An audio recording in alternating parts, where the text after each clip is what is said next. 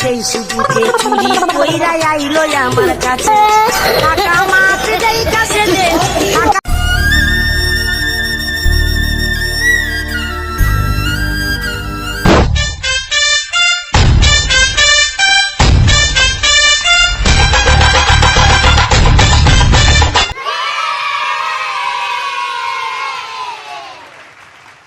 সংগ্রামী খয়রাতি ভাইগণ, আপনারা সবাই কেমন আছেন?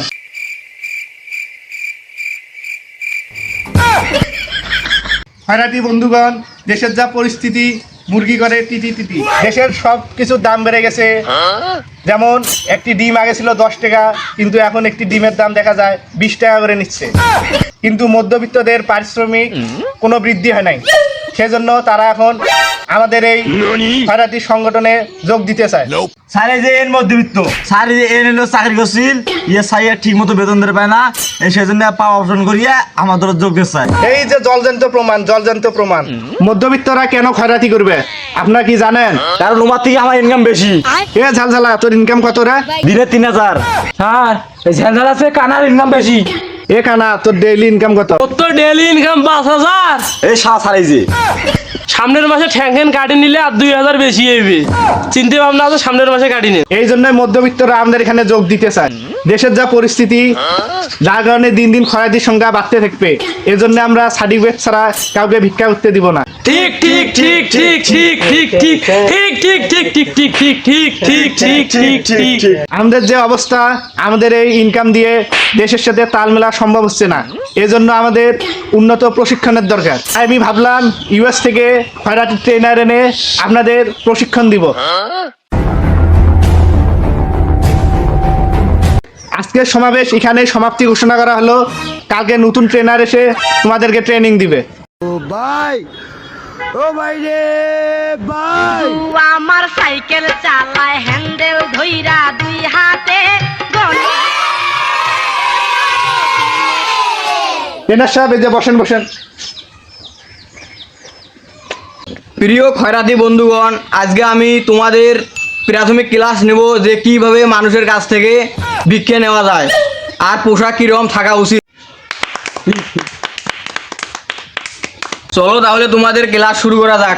আমার সাইকেল চালায় হ্যান্ডেল ধইরা 2 হাতে গণ পেডেল মারে দিনে এবং রাইতে।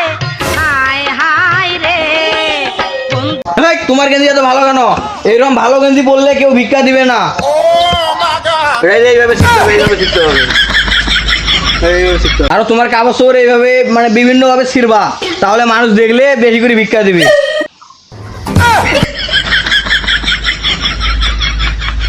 তোমার তো কোনো সমস্যা ধরা বলো না, ওটা দেখি কি সমস্যা তোমার।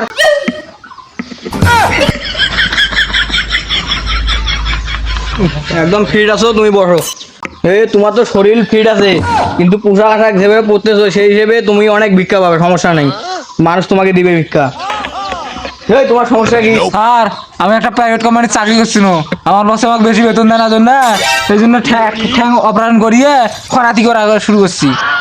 এক ঠ্যাং অপারেশন করি কোনোদিন ভিক্ষা দেয় মানুষে? ওখানেও ভাঙা রাখবে। ওখান ঠ্যাং ভাঙি দাও তো।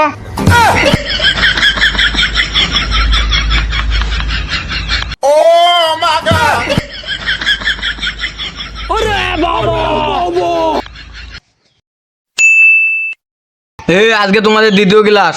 প্রাথমিক ক্লাস তো শেষ করলাম, এখন আমি তোমাদেরকে মানে কিছু সঙ্গীত শেখাবো, যে সঙ্গীতগুলো বলে তোমরা ভিক্ষা করবেন।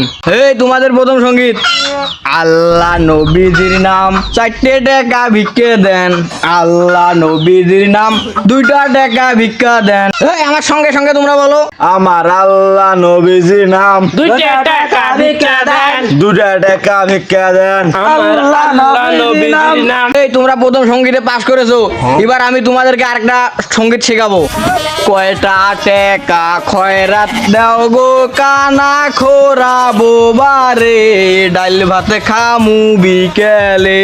আমার সাথে বলো সবাই, সবাই বলো। কয়টা টাকা খয়রাত দেন গো কানা খোরাবো বারে, ডাইল ভাত খামু দুপুরে কয়টা টাকা খয়রাত দেন গো কানা গোরা বোবারে ডাইল ভাত খামু। এবার পরের লাইন, 2 দিন ধইরা ভাত পানি খাই না বুড়ি মানুষের দুয়ারে ডাইল ভাত খামু দুপুরে। 2 দিন ধইরা ভাত পানি খাই না বুড়ি মানুষের দুয়ারে ডাইল ভাত খামু দুপুরে। বলো বলো বলো। আজ 2 দিন ধইরা ভাত পানি খাই না বুড়ি মানুষের দুয়ারে ডাইল ভাত খামু দুপুরে। 2 দিন ধইরা ভাত পানি খাই না বুড়ি মানুষের দুয়ারে ডাইল ভাত খামু দুপুরে। প্রিয় খয়রাতি বন্ধুরা, তোমার ট্রেনিং সম্পূর্ণ হয়েছে, তো আমি এবার চাচ্ছি তোমাদেরকে সার্টিফিকেট দেবো। গুরু, তোমার শিষ্যদেরকে সার্টিফিকেট দেন তো। এ কেন ধর এ ঝালঝালা এ খোরা ধর। তোমাদের সার্টিফিকেট তো দেওয়া হলো, এখন এই ট্রেনিং অনুযায়ী তোমরা সবাই ভিক্ষা করবেন।